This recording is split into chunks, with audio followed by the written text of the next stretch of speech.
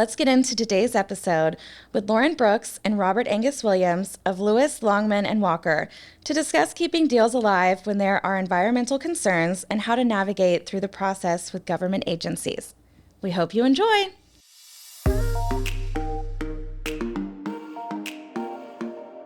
In Our Expert Opinion podcast is brought to you by SVN Saunders Real Estate, a full-service land and commercial brokerage with over $4 billion in transactions since 1996.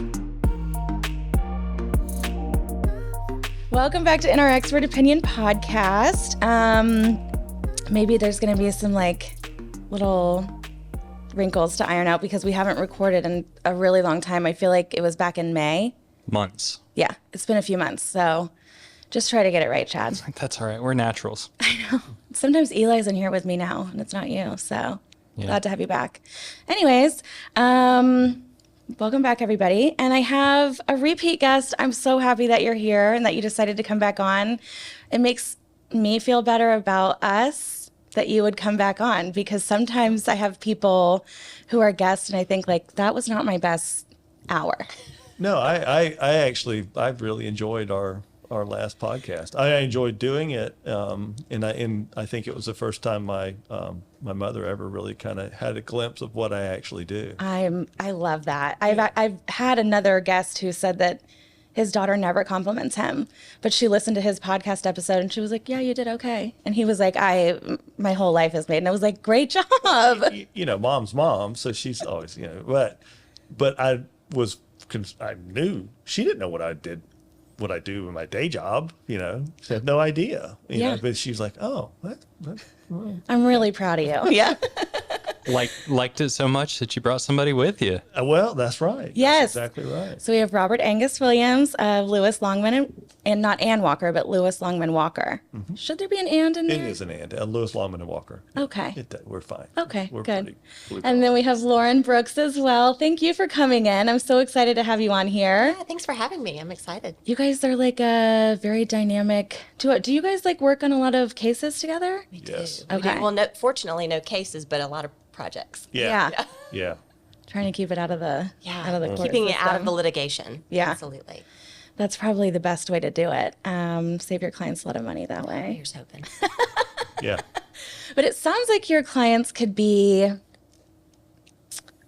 don't want to say a handful, but maybe there's a lot of intricacies in your projects that you work on. Oh, yeah, absolutely. I mean, by the time a project comes to us, it's something has gone wrong or something is complex. Okay. That either the client can't figure out, or their real estate attorney can't figure out, or their general in-house counsel can't figure out, and so that's where we come in. Yeah, and it's not even that they can't figure it out.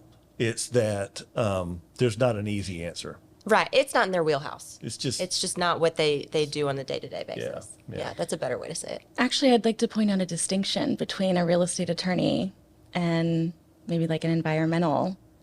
Is it an environmental consultant, you're both attorneys, but Yeah, no, we're just environmental dirt lawyers. Yeah. Yeah. So the consultants are going to be your engineers, your geologists, your biologists, your ecologists. Those would be your environmental consultants.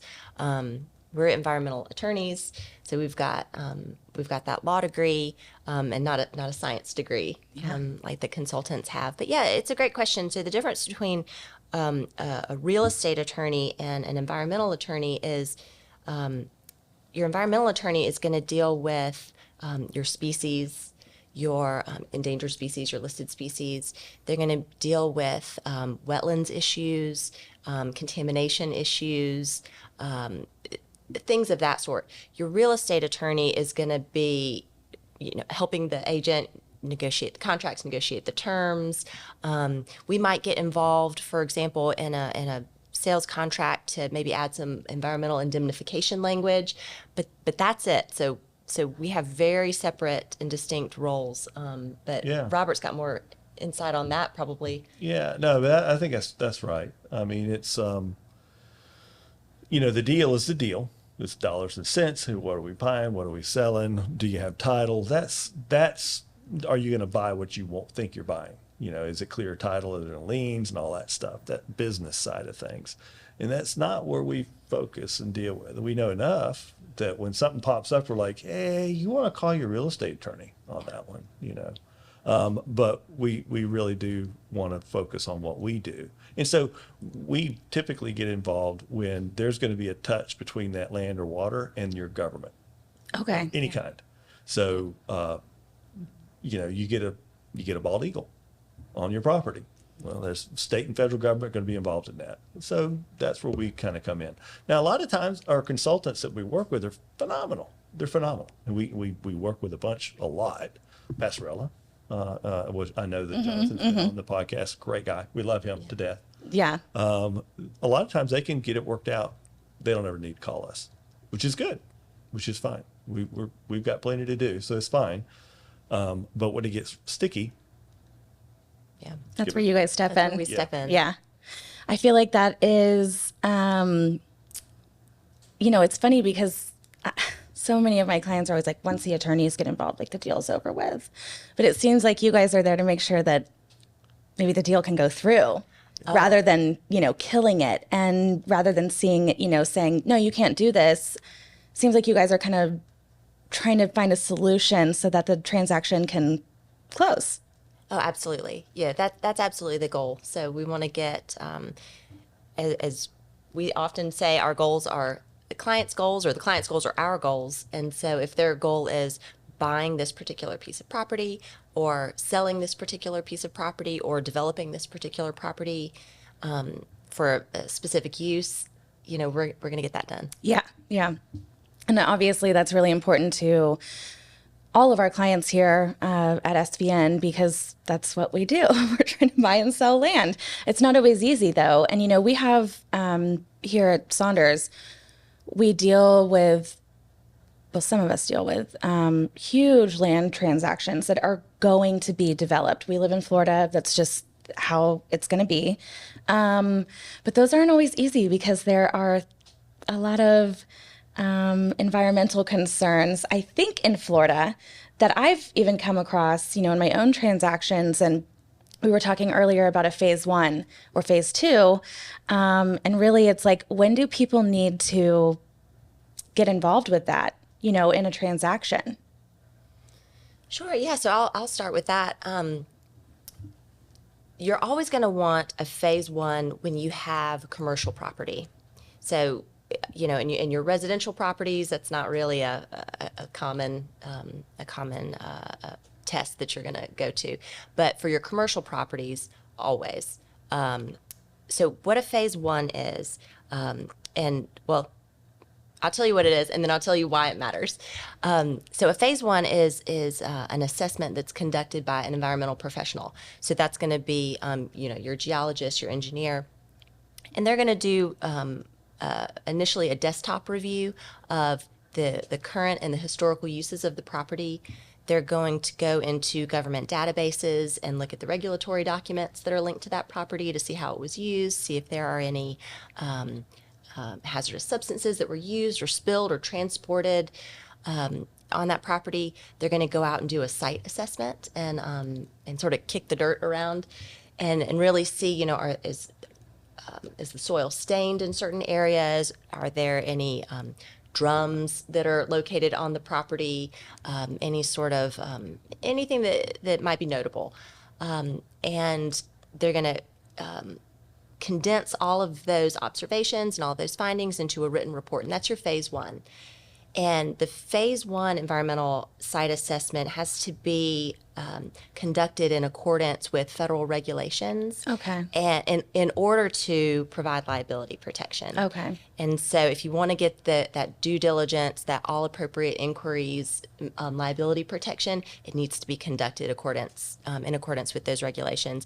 And we do a lot of those reviews of those assessments to make sure not only that they were done according to the regulation, but to see if there are any, we call them RECs, recognized environmental concerns, RECs in the phase 1 that might necessitate a phase 2, which is a deeper dive. Yeah, and so when you talk about the all appropriate inquiry, that is a term of art that comes out of federal law in the Superfund. liability. So if you have a Superfund site, you have entered a nightmare, truly. I mean, it's like the worst of the worst. Yeah. I've never even heard of this. Superfund is like, just start drinking because it's Okay. I'm just telling Yeah, we you, can- and that's just kind of the way that works, you know. But if you have done your all appropriate inquiry, very standardized, you have a very good potential of asserting a defense to future liability. Okay. And because Superfund liability is everybody that owns the property now and in the past is on the hook, and it's really broad on who gets pulled in for potential liability. And so your all appropriate inquiry is it's the cheapest insurance policy you'll ever buy. Wow. 100%. And so, you know, the types of defenses, not to get too into the weeds, and I'll stop there. You know, you're going to have your innocent purchaser defense to say, listen, I conducted a phase one, nothing came up. I bought this property as an innocent purchaser. That something was discovered later is not my fault. So, you know, give me that defense.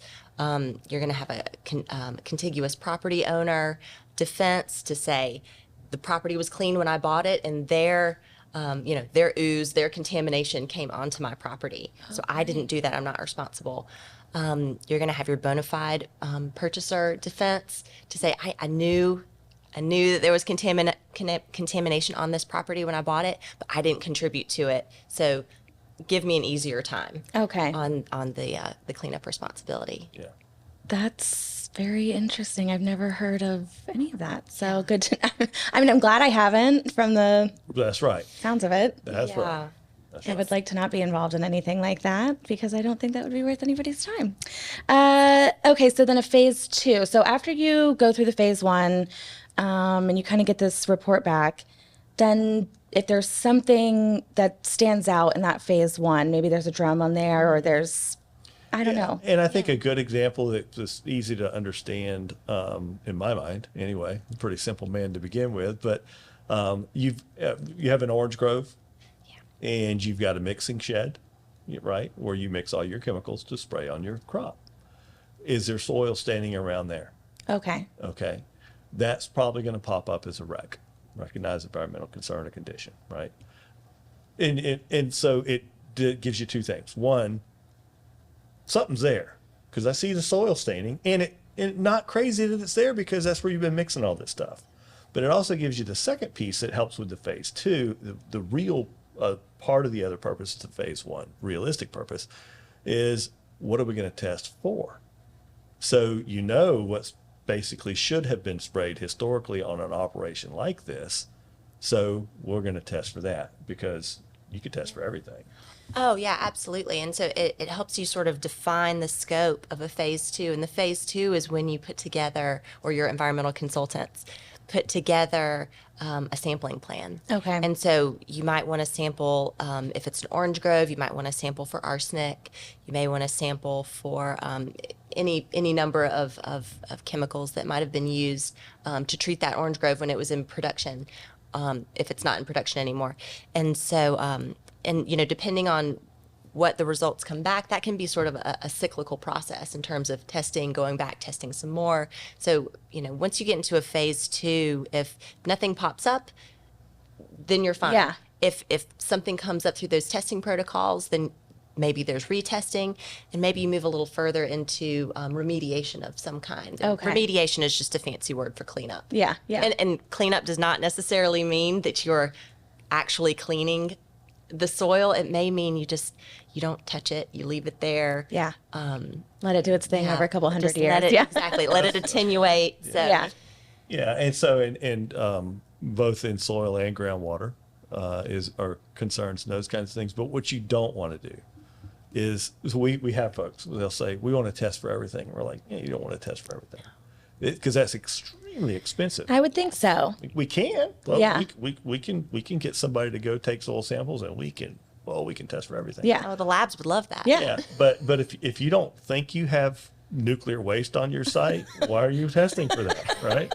And so that's the phase one helps with that a lot. I never really thought about that, you know, because I guess whenever I think of a phase to and them testing, I always thought like, oh, they'll just get whatever's out there. I never knew that they like would pinpoint the things that they were testing for. Well, they more group, I would say. Yeah. I mean, this suite of, so there's like RCRA chemicals. The RCRA 7 metals, Yeah, yeah. And it's barium the and RCRA, cadmium, and I can't remember the Resource Conservation and Recovery Act. Okay. Federal Act. Yeah, And federal. there's like a whole 7 chemicals or 7 metals. Metals. Heavy metals on there. Iron, aluminum, Cadmium, cadmium, barium, yeah. arsenic. Yeah, all those are on there. So those selenium. are fairly easy to test for. So you'll just run that suite. Okay. Right? Okay. And just kind of eliminate that. And if you get it in the groundwater, There's ways to fix it. yeah, yeah, The deal's never done. There are ways to fix it. yeah. It's just gonna take some really like skillful engineering to get that taken care of. Yeah. Well, and you know, that's where we can come in, and you know, sometimes DEP, if you're dealing with the state, so the Florida Department of Environmental Protection is the state agency that regulates the environment in the state of Florida. But there's also the U.S. EPA. That's the federal regulator, and so they work hand in hand. So usually for land transactions, we're dealing with DEP. Usually, sometimes EPA gets involved when you're dealing with CERCLA, RCRA issues, but sometimes DEP is they're going to want a sampling plan or a soil management plan or something that's a little more robust than what the client really wants. And so we can kind of negotiate a little bit about, okay, we're not going to sample over here in 15 different places. How about we sample in 3 places? Okay. Or, you know, there's a little negotiation. There's that like can some happen. Yeah, there's some wiggle leeway. room. Yeah, yeah. So Yeah, or maybe we don't go as deep. yeah. Let's just stop at 5 feet. We don't need to go to 20 or whatever. So your firm really is dealing with these agencies, whether it's state or federal, and you're kind of going in between maybe what your client wants and what the regulations, expect or demand. Yeah, absolutely. Okay. Yeah, and a lot of that is like we want to meet the requirements that we need to meet. Clients want to do that. Let me put it this way: let's say a buyer is buying a piece of property and they're going to develop it for a shopping mall, okay, or they're going to develop it for homes or a school, depending on whatever it is. And nobody wants to put someone at risk. Yeah. Nobody wants that. I mean, none of our clients ever want that. They don't, that's not what they're in the business of doing. And so in some situations, if you have groundwater contamination, let's say of heavy metals, iron, and you're like, iron, yeah, well, it can be a problem. Aluminum can be a problem. Arsenic's its own deal. We'll talk about that, dig into that quite a bit in a minute. No I pun hope. intended. Yeah. Definitely. And so sometimes if there's potable water service, so there's county or city water to the location, nobody's going to be digging a well or drilling a well, I should say. My friends would Yeah. take me to task on that. But no one's going to be putting in a potable water well or drinking water well. So do we need to pump and treat all of that groundwater because it's going all over the place? Or is it enough to say we're going to cap it with this shopping center? Nobody's going to be accessing this groundwater and it's not going to hurt anyone. And that's what we're all after, is how do we get to where it's not going to hurt? Yeah. Yeah. Yeah. And now, whenever you're, during the phase 1, or I guess the phase 2, or whatever in the timeline you're in, are there things that maybe they don't have to report on these studies? Maybe they're there on the property, but they're not a danger, or there's not enough of it to be a danger? Yeah, so that's a really good question too, and we get asked that question a lot. So you're going to have to report, for example, if you spill something onto the property, and maybe that's a drum of oil at one of these service stations. You know, they change your oil in 5 minutes. If one of those drums of oil spills, you immediately have to report that. Okay. And there's a state watch office, a number that you call, and you say, look, giant drum of oil just spilled. What do I do? And they'll help. If you get results back from a phase 2 from your sampling, and those results are higher than what's called the contaminant or the cleanup target levels, or the alternative cleanup target levels that could be established later. Actually, that would be down the road. But if the hits, so to speak, are higher than your cleanup target levels, then you're required to report those to DEP, because then they're going to want to get involved and clean up the contaminants to the target level or below. I mentioned a second ago alternative cleanup target levels. There are times where you can negotiate an alternative. So if the number is 5 parts per trillion of whatever the contaminant is, and you say, maybe you negotiate with DEP and you say, okay, I know the level is 5, but in this situation, I think 10 is still protective of human health and the environment. And sometimes they'll agree with you, and you can establish an alternative that's maybe a little higher, a little easier to meet in that particular situation. It's all site specific and all case specific. Oh my gosh. One of the things you mentioned a minute ago is when would you get a phase 1? I would never, ever not suggest to a client that's buying a big piece of property to not get a phase 1. Okay. And so that also leads to the next question in my mind. So when does the seller want to do it? And right? Because I don't know. I don't know what's out there. And do you really not know? Or do you just not have any evidence that you know? Yeah. Right. And so you run a little bit of a risk sometimes when a seller, current property owner, wants to do a phase 1. And a lot of times it's a discussion that's worth having. It's not every situation we'd say you absolutely should get a phase 1. However, I know the buyer's going to get one. And so a lot of times I want to know what the buyer is going to find out. Yeah, you kind of want to get ahead of that before you run into a situation where it's going to make negotiating so much worse. Yes. Or impossible even. Let's get out in front of this a little bit. Well, for instance, you've got a piece of property, but up on the corner was a gas station from the 50s. That's a recognized environmental condition. Period. It's going to hit. There's no way around that. So identify that of what it is. I actually had a phase 1 years ago, and I've reviewed thousands of these things, stupid things. It came out with the wreck was, they said, we found drums out on this property, 55-gallon drums. And I'm like, and they take pictures of everything, which is great. Yeah. So I'm looking at the pictures, and it was basically a paddock on a farm, and it had three barrels out in a triangular formation out in that little paddock. It's exactly what you're thinking. Okay. Barrel racing. Barrel racing, yes. And but that consultant. But they were like, this is a This chemical. could be, yeah. Yeah. There are drums on this Yeah. property. Yeah. Check. And That is and, wild. And so when I reviewed that, I was like, you need to go back and revisit, because I know what this is. And this isn't what that you think it might be. Yeah, this horse farm was not drilling for oil. Yeah, well, it was a cattle ranch, and I'm Right. sure there was some kids' 4-H project. 100%, and out yeah. there, doing what kids, Yeah. and which is awesome. But so a lot of times go, why are we getting you guys to review this stuff? I say every now and then, if we hit, we can help. You know what's so weird is, so like I grew up on not thousands of acres, 5 acres, but I think about the things that my brother and I were doing as kids, and I'm like, are my parents going to ever be able to sell that property? Like, oh my God, Yeah. we've like ruined our parents' lives. Yeah. Not that we were spilling drums of oil out there, but You say that, but in the early 80s, when Roundup first hit the market, and it was, brand new chemical, it was the IFAS, the recommended that you mix it with diesel fuel with the Roundup, so it would act as a suffragant and stick to the plants better. Are these kids like creating Agent Orange in their own backyard? What on earth? No. That was what the state was telling you to do. The most effective way to apply this would be mix it with diesel and spray it on there. Well, that's a petroleum product, and so every fence line in the state probably would hit hot for petroleum. Yeah. But it's probably not a big deal.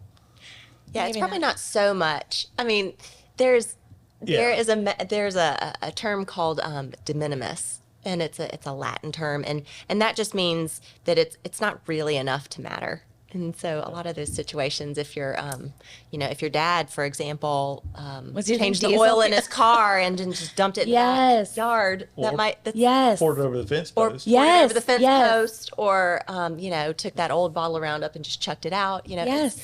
It's de minimis. We're not recommending that. Yeah. but Yeah. it is.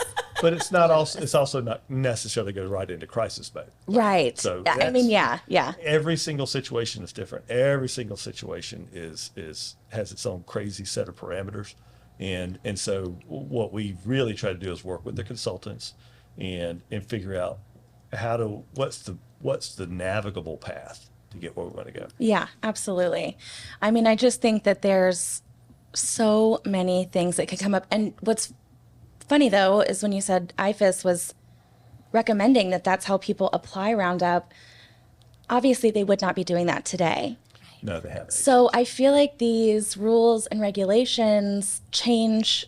I don't know if they change all the time. I don't know. Yeah, they do. They do. I mean, for example, PFAS was not on anyone's radar. It's and the acronym is PFAS. You might see it PFOS.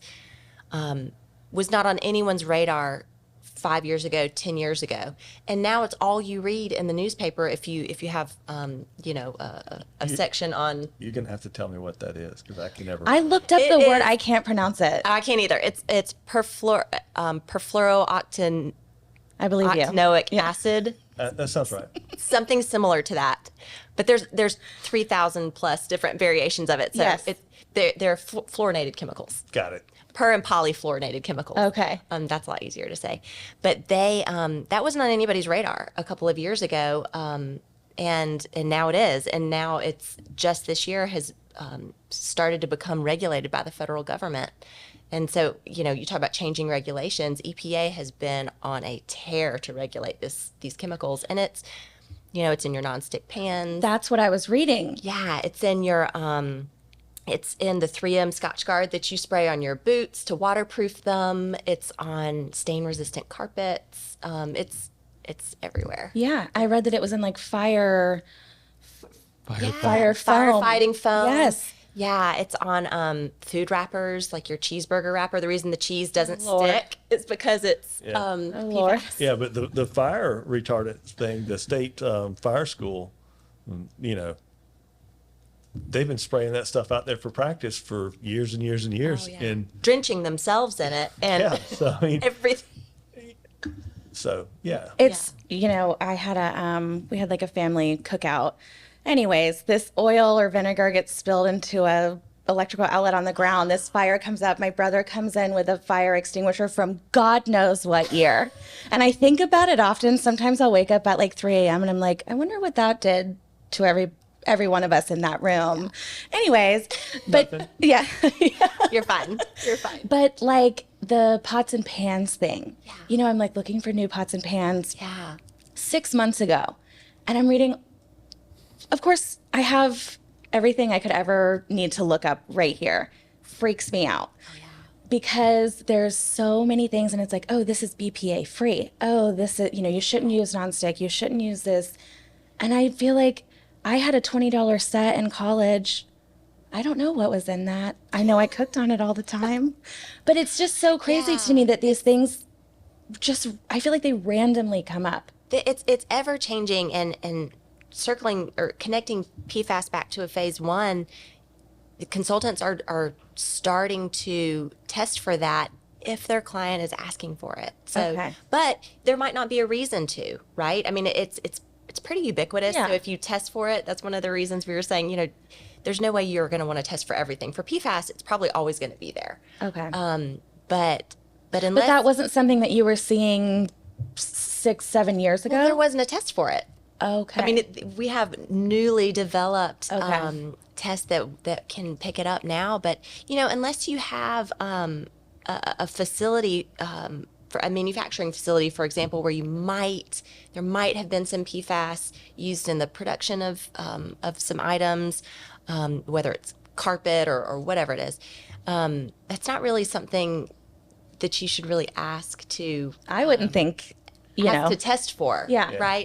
But we lean heavily on the consultants. Yeah. I mean, these guys and gals, they have real science degrees and stuff, you know. I mean, I failed science at University of Florida. hey, look, I've got a degree in food and resource economics from the University of Florida, and I don't do math. I don't do math or science, so yeah, I get it.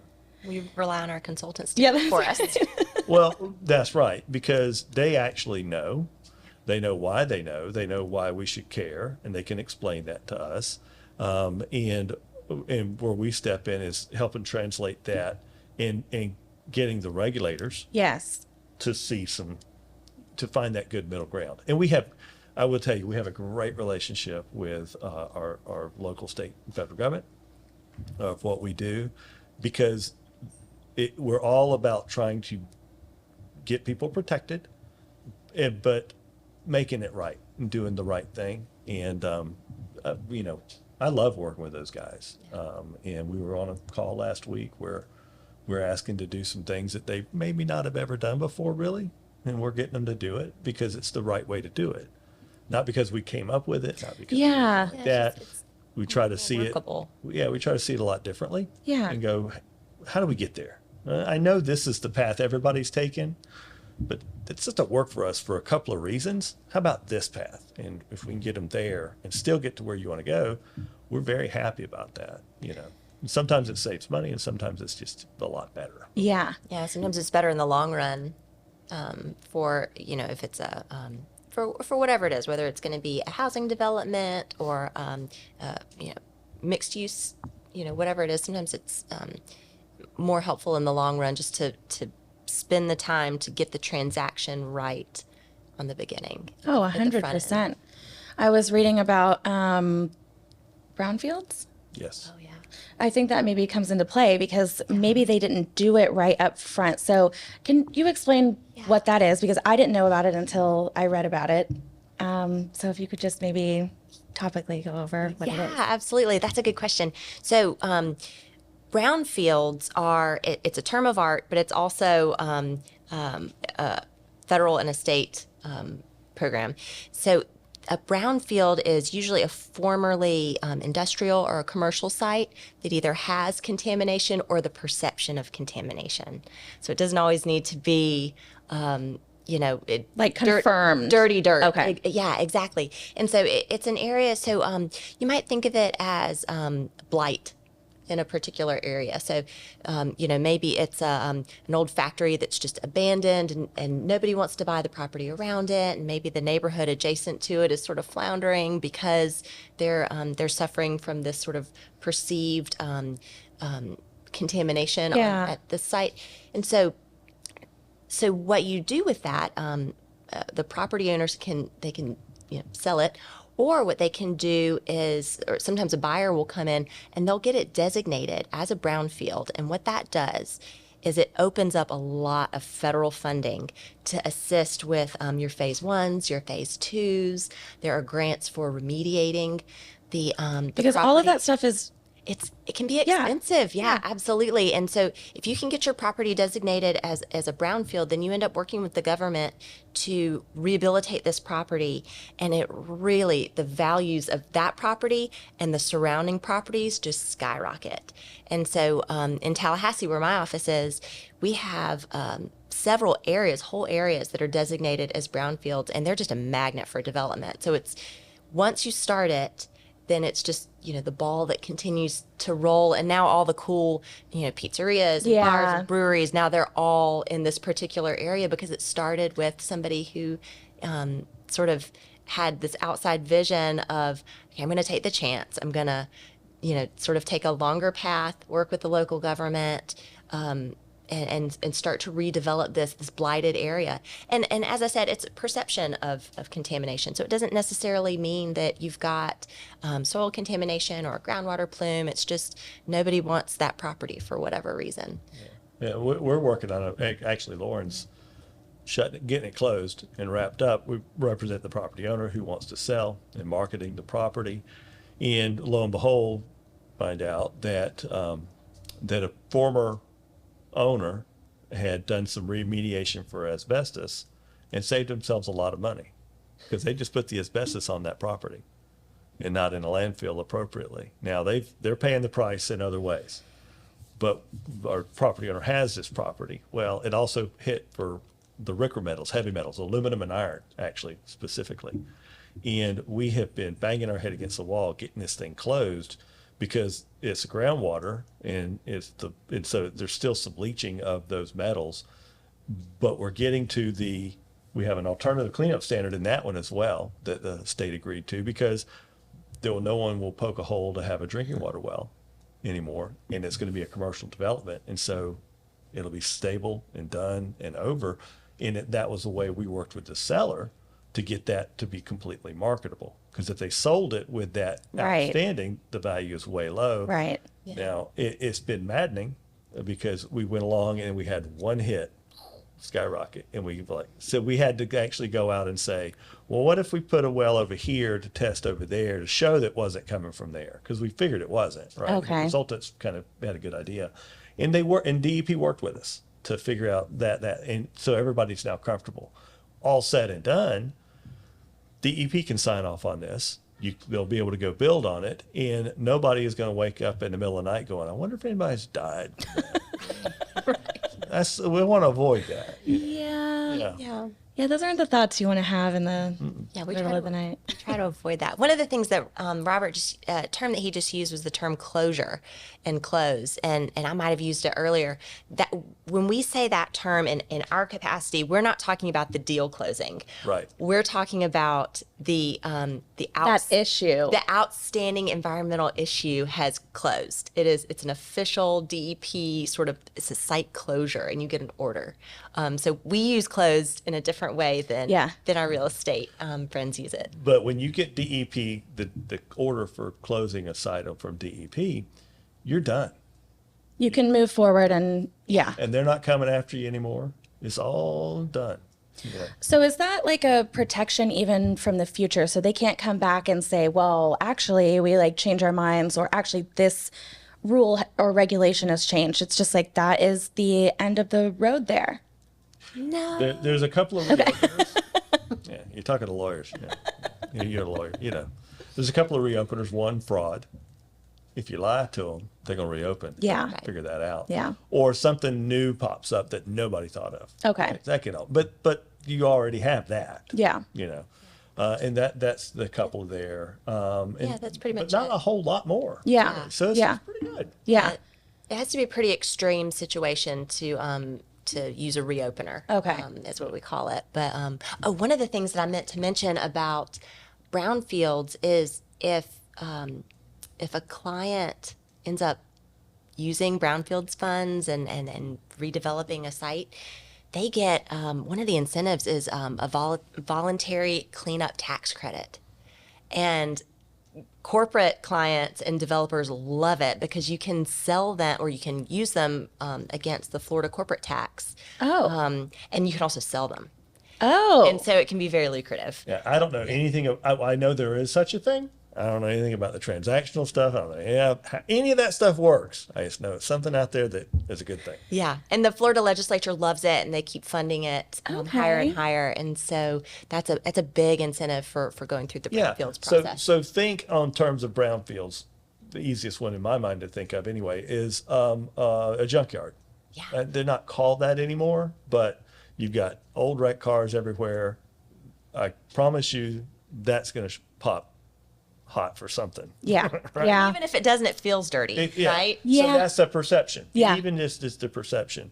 And so by designating that as a brownfield site, then you get help to get that cleaned up and put that property into hopefully a more beneficial use.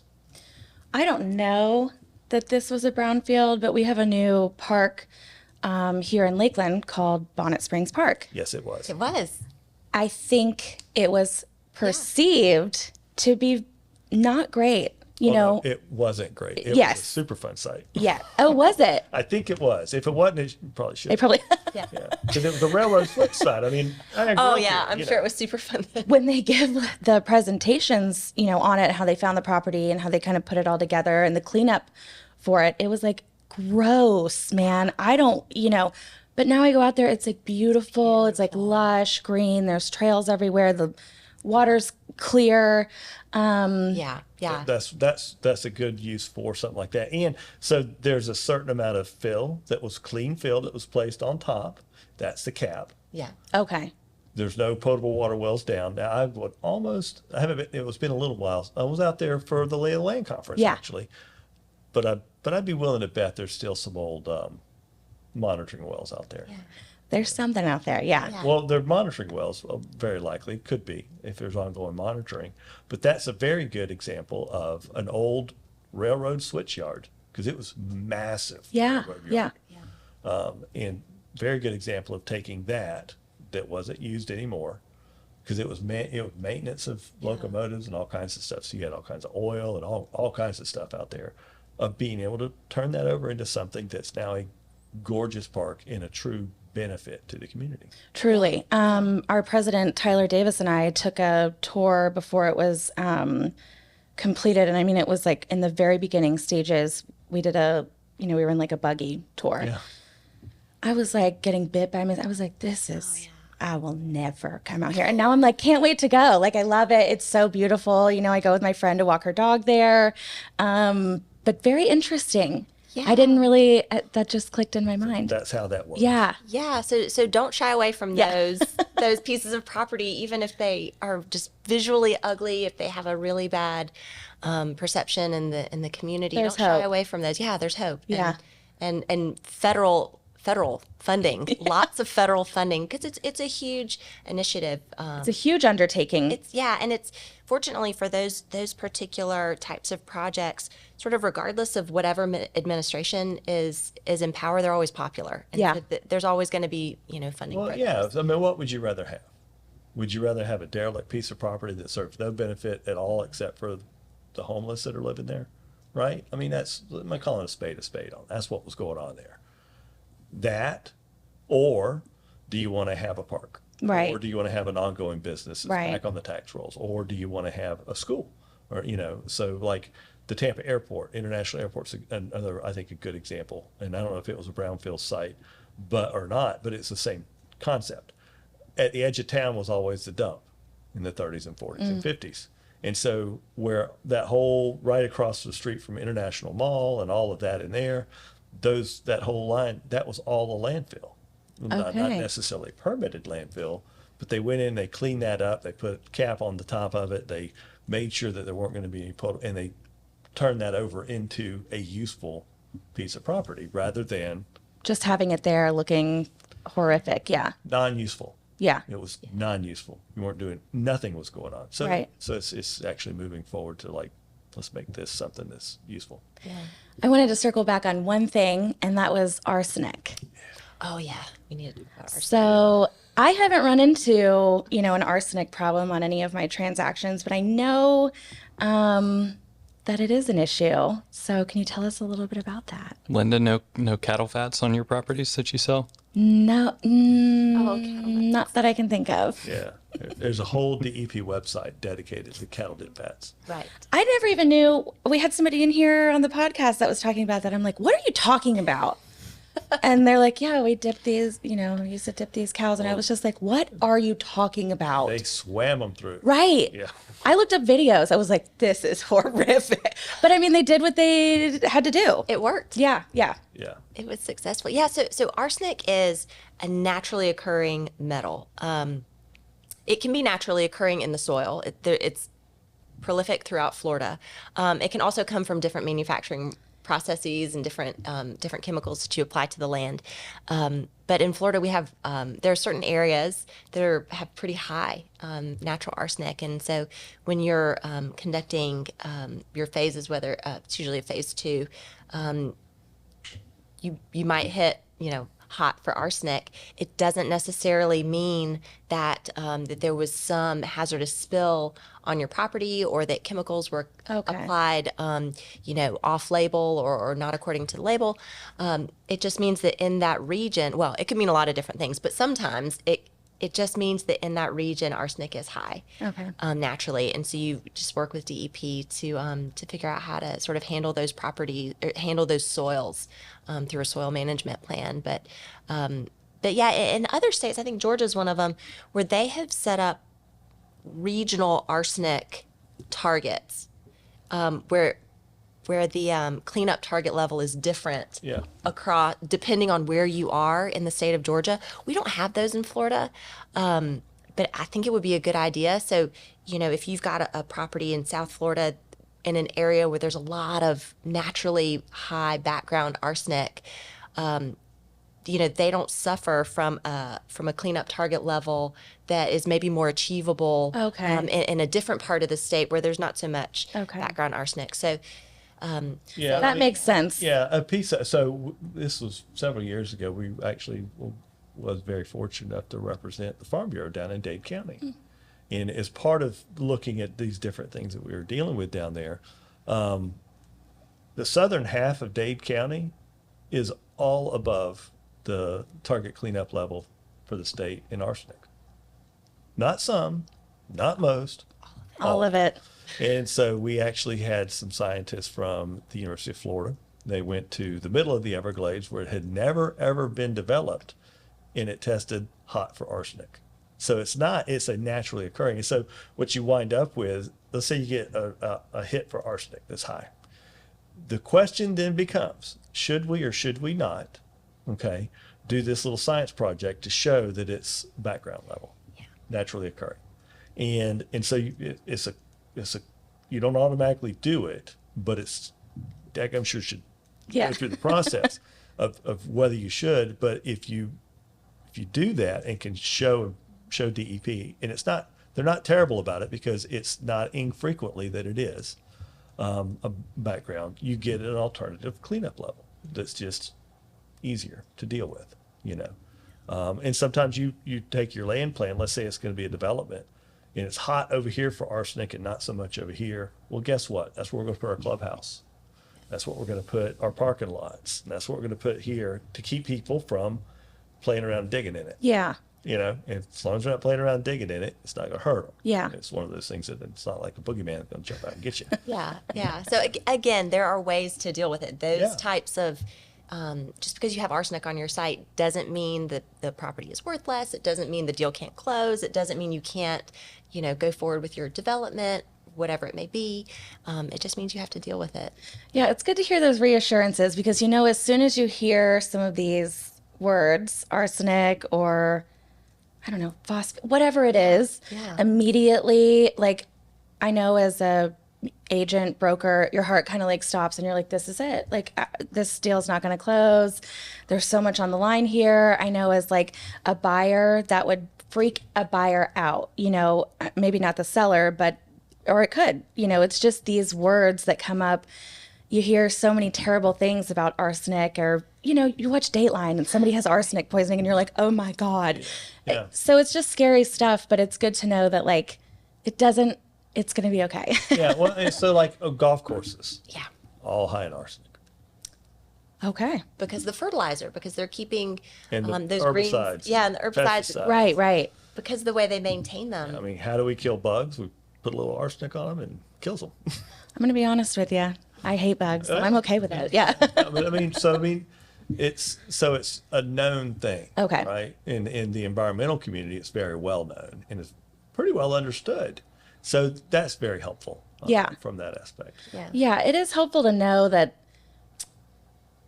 there are different standards for, different properties or not standards, but that, it's just different for every single property. And it doesn't necessarily mean that it's like deal shattering, deal ending. That's right. And I think, if when you're going through your phase 2, for example, and you get arsenic as a hit on your property, and maybe the buyer gets the hit, when they're conducting their due diligence, and they say, "Whoa, we want a lower price. We want, we can't do what we wanted to do." As a seller, it's important to understand. Hey, listen, I think that might be background. I think we want to get our own testing done. So it's important to kind of stay, kind of educate yourself on it. And so a lot, an environmental consultant may very well be under a duty to report some things. Right. But we're lawyers. We get the duty of confidentiality. Let us know, and then we talk about some stuff. So I mean, that's what we're here for. Yeah. I mean, I tell people all the time. I'm like, look, you can confess all your sins to me or a priest, but I can help you get out of this one. So, your choice. I mean, the priest is going to help you when you get to St. Peter. You got nothing on that. But here on earth, I'm your guy. If you want some help now, you're just silly, kind of being silly about it, but it's actually true. Yeah. So one of the things that you just said was very key to my mind. We talk about these numbers from the state. It's actually in Florida Administrative Code, Chapter 62,777 and 62,780. Okay. There's big tables that list all of this out. like pages. So the soil cleanup target levels, they're not standards. That's not the number. Okay. That is, if you meet this number, keep going. Okay.